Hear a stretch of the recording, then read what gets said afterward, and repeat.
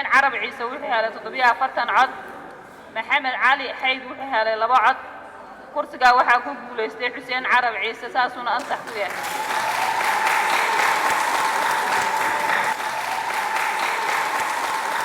ciidamada Soomaaliyeed siiba booliiska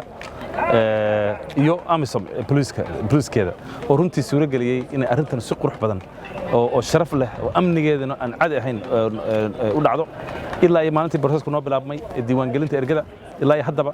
waxaad moodaa inay aad juhdi weyn u saareen si lama filaana marka waan u mahad celinaa runtii la'aantood ma dhici lahayn ergada salaadiinta waxaan leeyahay aad baa u mahadsantihiin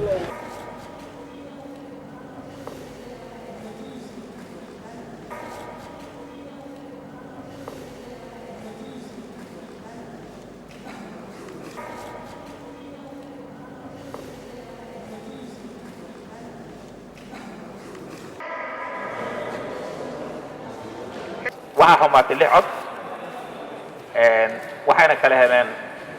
nabarada soo socda Saciid Maxamed Maxamuud wuxuu ku guuleystay 43 cod hadra Saciid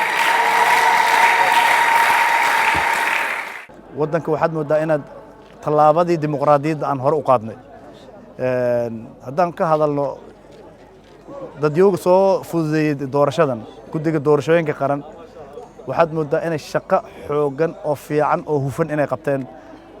meeshii la oran jiray Soomaali wax ma qabsan karto way ka tagtay maanta Soomaali iyada is dooranaysa iyaga tolkeeda iskaga dhex dooranaysa shacbiga dhex galaysa amniga ciidanka booliska qaranka haya gaadiidka booliska dhexdiisa ayaan ku dooranayna doorashooyinka hore Kenya iyo Djibouti ay ahaan jirtay maanta waxaan ku faraxsan inaan gaadiidka booliska dhexdiisa ay 275 xildhibaan lagu doortay ay maartay taariikh tahay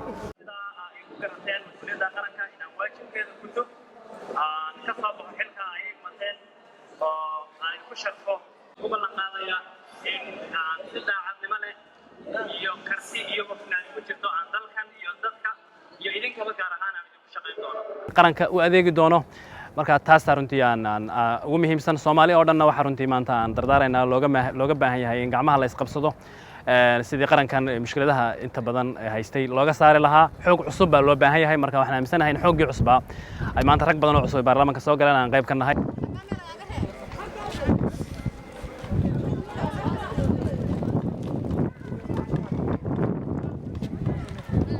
showga maanta doorashadu noogu dhacday jawi aad u qurux badan aad u degan aan buuq iyo wax sawaxana lahayn cadaalad ah wax qashqashaad iyo wax dhibaato kamaysan dhicin habkii loo baahnaa iyo sidii loogu talagalay ayayna noogu soo gabagabowday oo ina noogu dhacday